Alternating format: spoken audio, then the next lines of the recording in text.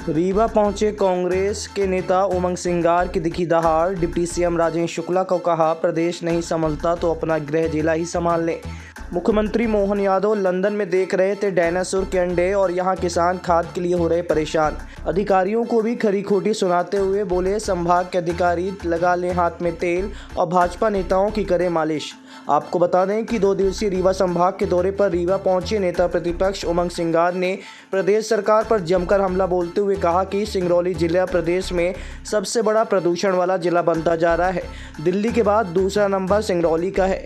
अगर जल्द ही कुछ नहीं किया तो सिंगरौली से लोग पलायन कर लेंगे।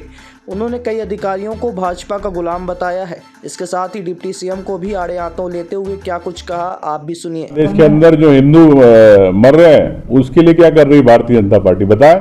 यहाँ पे प्रदर्शन करती है, बांग्लादेश के लिए क्यों नहीं करती है? क्यों नहीं कुछ करते? क्यों नहीं मोदी प्लान तैयार करे? पूरी कांग्रेस तैयार है लड़ने के लिए। बेटे गूंगे बन के सबकी सब कहाँ गए? अब हिंदुओं की बात करने वाले क्यों चुप है? ये सिर्फ ध्यान भटकाते हैं, अडानी का घोटाले से ध्यान भटकाना चाहते हैं, इसलिए आप यहाँ पर बांग्लादेश की बात कर रहे हो। आप मणिपुर में घटनाएं इतनी बड़ी घट रही, इतनी घटनाएं घट रही, लोग रोज मर रहे हैं, समय नहीं क्यों नहीं? तो ये देश के अंदर सांप्रदायिकता का माहौल बना के सिर्फ वोट की राजनीति करना चाहते। देश पे विकास को लेके बात नहीं होती है। इस प्रकार से गए बार आया था, मैंने देखा कि कोरेक्स का तो यहाँ पर व्यापार चल ही रहा है। इसके अलावा ऐसे कई मामले हैं कि जिसका आपके यहाँ पर उप मुख्यमंत्री जी जो बुनियादी विकास की बात करते हैं और अस्पतालों की बात करते हैं, तो जिस प्रकार अस्पतालों की स्थिति ऐसी है कि दवाइयाँ मरीजों को मिल नहीं पा रही। प्रदेश के उप मुख्यमंत्री है और अपने ही गृह जिले के अंदर मरीजों को दवाई नहीं दे पा रहे, फ्री दवाइयाँ। जो कुछ प्रमाण भी आए, कुछ लोगों ने मुझसे शिकायत भी करी कि हमें मुफ्त की दवाएं नहीं मिलती। तो उप मुख्यमंत्री जी से कहना चाहूँगा कि आप अपना गृह जिला तो संभाल लो, अगर प्रदेश नहीं संभल रहा। दूसरा, जो आपके स्वास्थ्य विभाग में घोटाले चल रहे हैं, जांचों के नाम पर पूरे प्रदेश के अंदर कई 200-300 करोड़ रुपए जांच सैंपल ब्लड टेस्ट के नाम से जिन कंपनियों को काम दिया जा रहा, क्या वो कंपनियां सही जांच कर रही है कि फर्जी नाम से उनके नाम से पैसे सैंपल के निकाले जा रहे हैं? इस पे उप मुख्यमंत्री राजेश शुक्ला जी बताए। और अगर उसमें अगर किसी को कमीशन जा रहा है तो किनको जा रहा है, ये भी उप मुख्यमंत्री बताए कि 300 करोड़ रुपए अगर जा रहे हैं उस कंपनी को इसके बदले, तो ये समझना चाहिए कि इसके पीछे कौन है। ये बात प्रदेश के अंदर जिस प्रकार से कर्जे लिए जा रहे हैं, कर्ज लेके प्रदेश के युवाओं के लिए नौकरी के द्वार नहीं खोले जा रहे, प्रदेश के किसानों को खाद नहीं दी जा रही, कर्ज लेके प्रदेश की महिलाओं को आपने जो सपने देखे 3000 देने के, वो आज नहीं मिल रहे। आपके यहाँ धान की जो खरीदी की इन्होंने बात करी थी 3100 रुपये में, वो धान आज भी इन्होंने नहीं खरीद रहे और ना खरीदेंगे। तो मैं समझता हूं कि भारतीय जनता पार्टी की सरकार की जो 13 दिसंबर को 1 साल होने वाले विकास के नाम पर विफल रही है, जो वादों के नाम पर विफल रही है।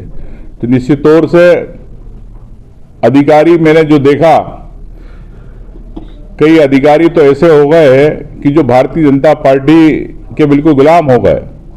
तो मैं समझता हूं ऐसे अधिकारी जो भारतीय जनता पार्टी के नाम से माला जप रहे हैं, उन अधिकारियों के बारे में मैं यही कहना चाहूँगा कि अब कांग्रेस को या तो एक शुरुआत करना पड़ेगी, बयान की तेल की शीशी इनको दे, इनके भारतीय अधिकारियों को, और किसको तेल लगाते हैं ये भारतीय जनता पार्टी के नेताओं को जाके तेल लगाए, क्योंकि काम तो कर नहीं रहे जनता के। तो मैं समझता हूँ कि जनता के हित के अंदर अधिकारी को जवाबदार है। जो ऐसे अधिकारी, निश्चित तौर से कई ऐसे अधिकारी है जो निश्चित तौर से गुलामी कर रहे हैं, तो मैं समझता हूं कि उनको भारतीय जनता पार्टी का एजेंट ना बन के सबके जनहित के अंदर काम होना चाहिए। कि सिंगरौली देश के एक नक्शे पे सबसे प्रदूषण वाला जिला बनता जा रहा है। दूसरे नंबर पे तो आ गया दिल्ली के बाद। मैं समझता हूं कि एक कोयले की राजधानी होने, मध्य प्रदेश की राजधानी होने के कारण कोयले की, जहां पर वहाँ जो प्रदूषण का हाल है, निश्चित तौर से वहाँ के लोगों रहवासियों के लिए एक भविष्य के अंदर मुश्किल वाली जगह हो जाएगी, जहाँ पर रहना बड़ा दुभर होगा। रिश्ते कैसे होंगे, नाते कैसे होंगे, परिवार कैसे बसेंगे। लगता है कि सिर्फ खदानें रह जाएगी, वहाँ से रहने वाले लोग को विस्थापित होना पड़ेगा। उसकी किसी ने, राज्य सरकार ने समीक्षा नहीं करी, और कहीं पे अगर 32 लाख रुपए दिए जा रहे तो कहीं 3 लाख रुपए दिए जा रहे 1 एकड़ के। ये मैंने वहाँ पे देखा, और ऐसे लोगों को देखा जो आज जिनके घर तोड़ दिए गए, पूरी की पूरी बटालियन लगा के, पुलिस की एसएफ की बटालियन लगा के घर तोड़ दिए गए। मुझे लगता है कि देश के अंदर मोदी के साथ अडानी सेफ है, मध्य प्रदेश के अंदर मोहन यादव के साथ अडानी सेफ है। कांग्रेस पार्टी की ओर से हम यही कहना चाहते हैं कि ऐसे कई मामले जो सामने आए, चाहे विस्थापन के आए, गड़बड़ियां, जिस प्रकार से अधिकारी मिलके वहाँ विस्थापन की, इसमें सही लोगों को न्याय नहीं मिल पा रहा, और कोयले की जिस प्रकार से चोरी हो रही है, झारखंड से कोल डस्ट आती है, कोयलों के अंदर मिलके वो जाती है, तो ये भी एक कोल इंडिया की एक सामने आई बात। तो ऐसे कई घोटाले जो सामने तो मध्य प्रदेश में विधानसभा में भी उठाएंगे, और आने वाले समय में कांग्रेस पार्टी को आवश्यकता पड़ी तो वहां की रणनीति आंदोलन भी करेंगे। रीवा संभाग के अंदर 50% बोरी नहीं हुई, डीएपी खाद नहीं मिली।